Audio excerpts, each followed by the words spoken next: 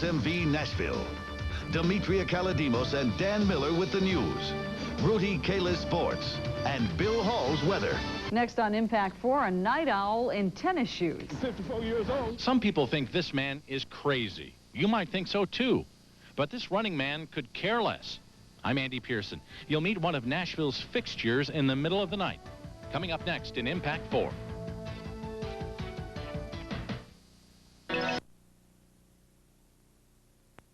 What is your favorite time of day for exercising? For some of you, it's probably the morning. For others, it's right after work. And for others, the best time is in the evening.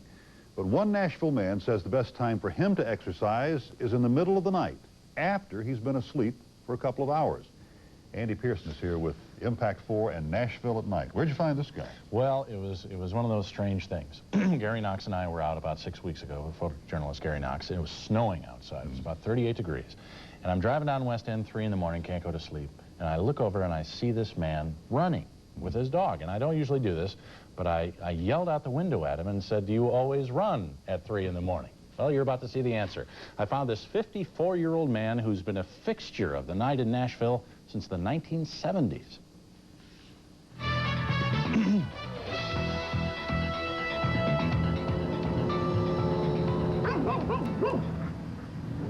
It's a time when the city neither stops nor goes, only flashes yellow. When the wind blows coldest. When sounds that would be buried in daylight come alive over the nighttime stillness. A time of day most men and beast would not claim as their own, except for a select few.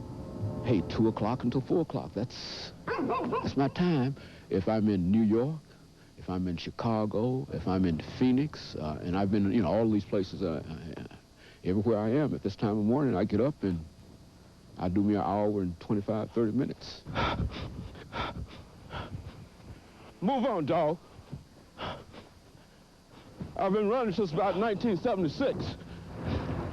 And I love to run at night because I'm the only one out here. I know nobody by name, but I know every truck and all the homeless folks and folks I yell at and wave at and folks who are watching out for me, police, the garbage folks, the news people, everybody. He's a fixture to people who work the night shift, as reliable as time itself. No, they see me, but they really don't know who I am. Every now and then, I'll talk to one person or something, but 90% of them don't know who I am, have no idea. They only know they see me out here almost every morning, about the same time. He's the running man. His name is James Haney, Dr. James Haney, a professor of history at Tennessee State University.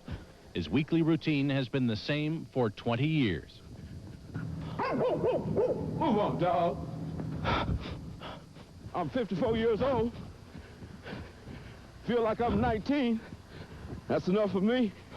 I go to bed at 10, get up at 2, go back at 4, 15, and back up at 6. You heard right. At about 2 in the morning, when most of us are snuggled up tight, James Haney and his dog Sandy get up from a sound sleep and run their route of 9.78 miles. He does it because he was once told this would be impossible.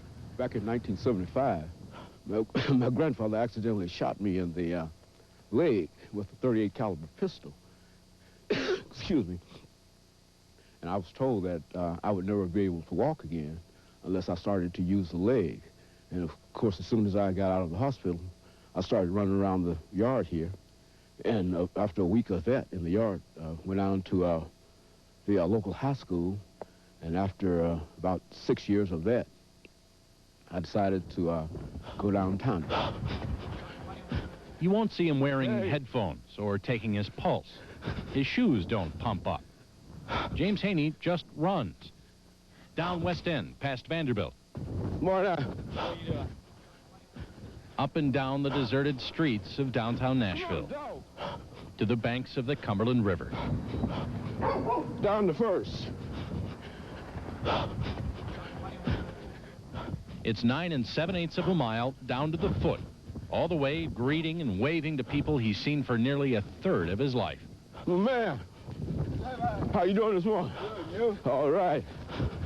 James Haney does this 5 days a week. Same time, same route, same distance. I can't see any disadvantages in this at all. And this is what I do, and I love it. I'm not doing this with people.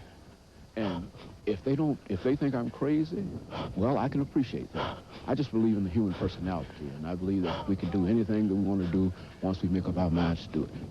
It takes an hour and a half out of my day, and I think it's worth it. Plus, it requires discipline, and I think I got that. And that makes me feel good about myself, gives me greater self-esteem, and I can get out and meet the world better. As he makes that last block toward home, there's no one there. No welcoming committee at the finish line. No one to notice. Before he goes back to his wife and children in his warm bed, there's always a prayer of thanks that he's been able to put one foot in front of the other for another night. Oh, thank you, Lord. Okay. Thanks that he can still devote 2 hours out of each 24, even though it is in the middle of the night, to his body and his well-being. Thanks that there is life, and that life is good. Very few people that I grew up with are alive today, you see, and many of them have died of heart attacks and strokes and violence and whatnot, but Dr. Haney keeps pushing on. And I tell folks that I'm going to be around here a long, long time. I'm going to be around here at least 100 plus. You know, I mean, that's what I'm looking for, you know. In fact, Dr. Haney says he plans to live to be 120. Very Willard Scott. Now, does the doctor ever have problems out there? Anybody ever attack him or try to rob him or anything? Never. In 20 years. Really? Never had a problem. In all those cities, too. But he says the biggest threat is the cars, you know, coming out from the clubs late at night, so he doesn't run on Saturday. Yeah, very impressive. I'm amazed. He goes to bed, wakes up, and does this. Yeah, and he's refreshed. That's amazing. Goes back to bed. Demetria. Ahead on the scene at 6, they don't call him Mr. Fix-It for nothing.